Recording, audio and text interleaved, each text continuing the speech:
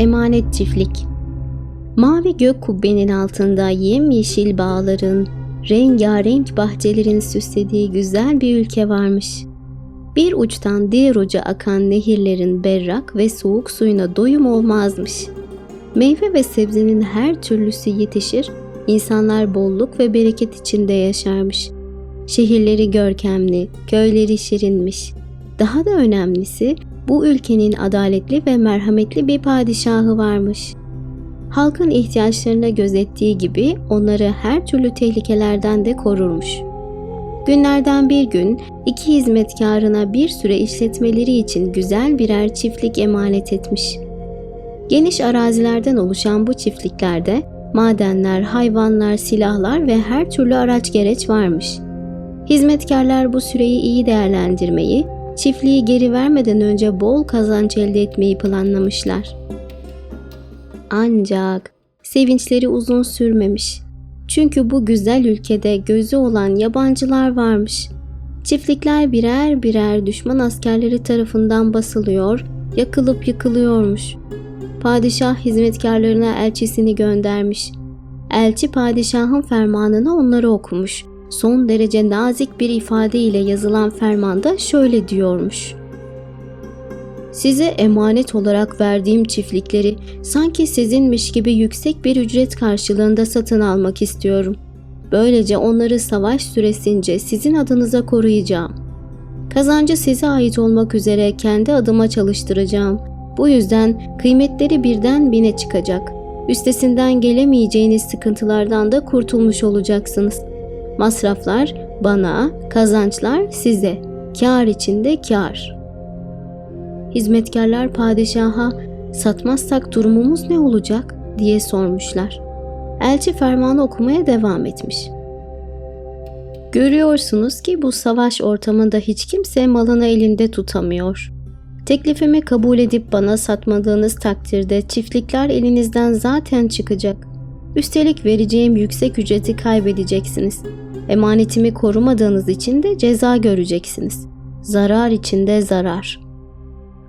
Padişahın fermanını dinledikten sonra hizmetkarlardan alçak gönüllü olanı şöyle demiş: "Ben memnuniyetle satarım. Hem binbir sıkıntıdan kurtardığı için ona binlerce teşekkür ederim."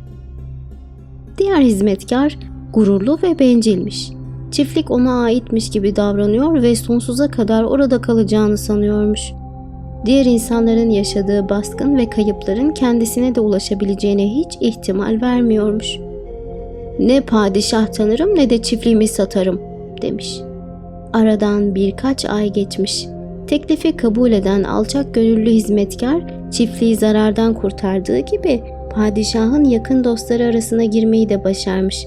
Zamanla öyle zengin olmuş ki aklını kullanarak yaptığı doğru seçim ve elde ettiği kazanç dilden dile dolaşmış.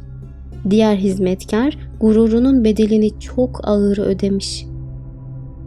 Düşman askerleri onun korumasız arazilerini rahatça ele geçirip malları yağmalamışlar. Geriye kalanları da yakıp yıkmışlar. Ne bağlar, bahçeler, makineler ne de hayvanlar kalmış ortada. Hizmetkar her şeyi kaybettiği gibi padişahın mülkünü de koruyamadığı için emanete ihanet etmekle suçlanmış ve zindana atılmış. İnsanlar onun haline hem acıyor hem de "kendi düşen ağlamaz" diyorlarmış. Artık çok mutsuz ve yalnızmış ama tüm bunları hak ettiğini düşünüyormuş. Cezası biter bitmez padişahın huzuruna çıkıp özür dilemiş. "Son pişmanlık fayda etmez. Olanlar oldu," demiş padişah. "Akılsızlığın sana dünyanın servetine mal oldu. Zengin olma şansın varken dilenci durumuna düştün. Aynı hatayı asla tekrarlama." Hizmetkar, "Aynı fırsat bir daha ele geçer mi sultanım?" diye sormuş ümitsizce. Padişah, "Asıl fırsattan haberdar değilsin," demiş. "İstersen sınırsız servete ve mutluluğa dahi kavuşabilirsin." "Alay mı ediyorsunuz benimle?" diyerek tepki göstermiş hizmetkar. "Kim benim gibi birine böyle bir lütufta bulunur?" "Allah," diye cevap vermiş padişah gür sesiyle. "Akıl, ruh, kalp, göz, kulak, dil ve sahip olduğun her şeyi gerçek sahibine, Yani Allah'a verirsen cennette sınırsız servet ve mutluluk kazanırsın. Allah'ın mülkünü Allah'a vermek nasıl olur diye sormuş hizmetkar. Elçisinin okuduğu fermana yani Kur'an'a kulak vererek ondaki emir ve yasaklara uygun hareket ederek demiş padişah. Bunu başarırsan dünyada da mutlu olursun çünkü helal dairesi geniştir. Harama girmeye hiç gerek yoktur. Hizmetkar, sizin emanetinizi koruyamadım sultanım. Pişmanım ama öğüdünüzü tutacağım ve Allah'ın emanetini koruyacağım diyerek saraydan ayrılmak için izin istemiş. Padişah onu uğurlarken umarım sözünde durursun evlat demiş. Aksi takdirde kazanmayı beklerken kaybedersin.